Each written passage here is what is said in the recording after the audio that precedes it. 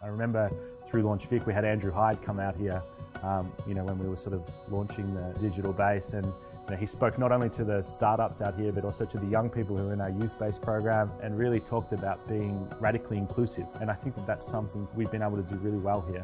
I came to Australia as a migrant. I was 8 years old when I came, and by the time I got into computers I was in late primary, early high school.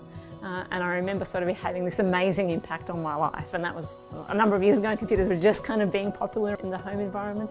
But one of the things I really wanted with the STEM library was to be able to have kids who might not be able to afford to have this kind of equipment at home, being able to have access to it. So I guess it was building on some of my experiences and paying it forward. In the courses we're taught how to program ourselves, VR, 3D printing, which is really interesting to see a model you create be turned into a real object in front of you. And making a robot dance is pretty fun. You walk through these walls and there's the young people through to the, I call the wise old heads in the space, and everybody just enhancing that culture and working together. I actually went to an Entrepreneurs & Co event which was sponsored by LaunchVic, where they had the grant recipients talk about their projects and how they went about the grant process, and that's where I met Mark. We put together a funding application and received some funding to create a makerspace, and there's a couple of facets to that program. One of those is to working with psychologists and some children with additional needs and introducing them to technology. People have kind of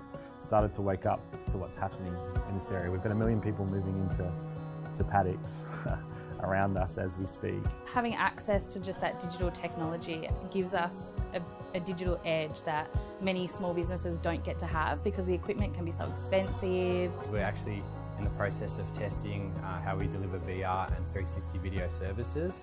So in the coming months we'll actually be jumping in and using the VR equipment to test and trial how we deliver these services, and obviously the quality of the product. That's why it's important to have a physical space like this, because it gives a point of reference where that melting pot can come together. And I always kind of say then our work is just kind of to stand back and let them create something special.